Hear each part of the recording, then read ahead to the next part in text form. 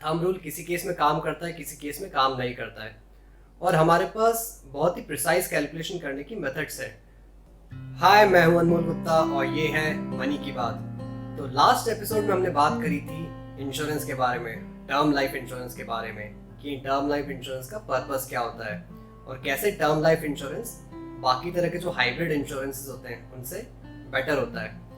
अब आपने जब एक बार ये डिटरमाइन कर लिया है कि आपको टर्म लाइफ इंश्योरेंस चाहिए, आपको ज़रूरत है टर्म लाइफ इंश्योरेंस की, आपके ऊपर फाइनेंशियली डिपेंडेंट मेंबर्स हैं फैमिली में, उसके बाद जो नेक्स्ट क्वेश्चन आता है वो ये होता है कि how much insurance coverage do I need. आपको कितने लाइफ इंश्योरेंस कवरेज की ज़रूरत है। अब देखिए, जब भी आप अपने किसी एजेंट से बात करेंगे लाइफ इंश्योरेंस के लिए, तो आपको वो एक थंब रूल बताएंगे कि सर आपकी जो भी इनकम है, मैम आपकी जो भी एनुअल इनकम है, उसके 10 टाइम्स आप कवरेज ले लीजिए। फॉर एग्जाम्पल, अगर आपकी एनुअल इनकम 5 लाख रुपए है तो वो बोलेंगे आप 50 लाख का कवरेज ले लीजिए। अगर आपकी एनुअल इनकम 10 लाख रुपए है तो आप 1 करोड़ का कवरेज ले लीजिए। तो देखिए, ये थंब रूल है। थंब रूल किसी केस में काम करता है, किसी केस में काम नहीं करता है, और हमारे पास बहुत ही प्रिसाइज कैलकुलेशन करने की मेथड्स है। मतलब हर इंसान के लिए जो भी रिक्वायर्ड इंश्योरेंस कवरेज होता है वो डिफरेंट होता है, डिपेंडिंग ऑन फैमिली में फाइनेंशियल डिपेंडेंसी क्या है। तो उसके बारे में थोड़ी बात करते हैं। For example, let's take there is a mister X. Mister X के 2 बच्चे हैं। उन दोनों बच्चों का महीने का खर्चा मिला के जो आता है वो है 50,000 रुपये का। उनकी स्कूल की फीस, रहने खाने का खर्चा, कपड़े, आउटिंग, ये सब मिला के 50,000 रुपये महीने का खर्चा होता है बच्चों के ऊपर। मिस्टर एक्स के ऊपर 50,000 रुपये महीने की डिपेंडेंसी है फाइनेंशियल, और सिर्फ बच्चों की, और कोई डिपेंडेंट नहीं है इस इंसान पे। ये जो बच्चे हैं अगले 20 साल तक लगभग मिस्टर एक्स पे फाइनेंशियली डिपेंडेंट रहने वाले हैं, जब तक वो ग्रेजुएट होके खुद से कमाने नहीं लग जाते, जब तक ये बच्चे मिस्टर एक्स पे डिपेंडेंट रहेंगे। अब मिस्टर एक्स की अगर अनटाइमली डेथ हो जाती है तो बच्चों को फिर भी 50,000 रुपये महीने का खर्चा लगेगा, क्योंकि वो अभी तो कमा सकते नहीं है, राइट। 50,000 रुपये महीना मतलब 6 लाख रुपये साल का। अगले 20 साल तक वो क्योंकि डिपेंडेंट रहने वाले हैं, तो 20 साल में 6 लाख रुपए साल का मतलब 20 साल के लिए 1 करोड़ 20 लाख रुपए। तो क्या इसका मतलब ये है कि मिस्टर एक्स को 1 करोड़ 20 लाख की इंश्योरेंस कवरेज की जरूरत है? नहीं, क्योंकि 50,000 रुपये महीने जो आज का खर्चा है, 1 साल बाद वो कुछ ज़्यादा होगा, क्योंकि महंगाई होगी, इन्फ्लेशन होगा।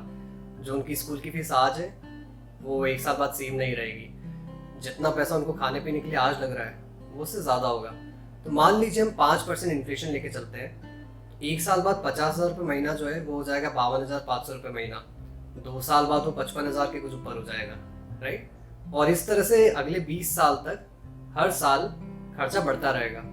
तो अगर हम 5% इन्फ्लेशन के हिसाब से देखते हैं तो जो टोटल खर्चा होने वाला है over the course of 20 years वो कुछ होगा 2 करोड़ रुपए, 1 करोड़ 20 लाख नहीं। क्या इसका मतलब ये है कि मिस्टर एक्स को 2 करोड़ के इंश्योरेंस कवरेज की जरूरत है? May be not, let's see.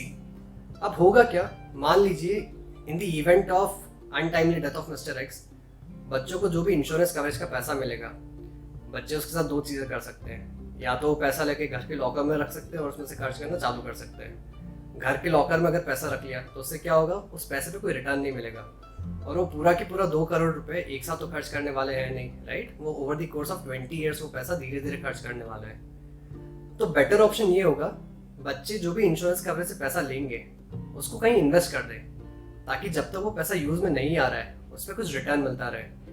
तो अगर हम ये अज्यूम करें कि बच्चे जो भी इंश्योरेंस कवरेज का पैसा मिलेगा उसको इन्वेस्ट करेंगे और उस पर जो रिटर्न आएगा, तो जो इंश्योरेंस कवरेज रिक्वायरमेंट होती है वो 2 करोड़ की नहीं बचेगी, उससे कम बचेगी। 2 करोड़ का इंश्योरेंस कवरेज लेने में प्रॉब्लम ये है कि मिस्टर एक्स को प्रीमियम बहुत ज़्यादा देनी पड़ेगी। अगर हम कम कवरेज लेके 2 करोड़ का ही खर्चा निकाल सकते हैं अगले 20 साल में, तो हम वो क्यों ना करें, राइट।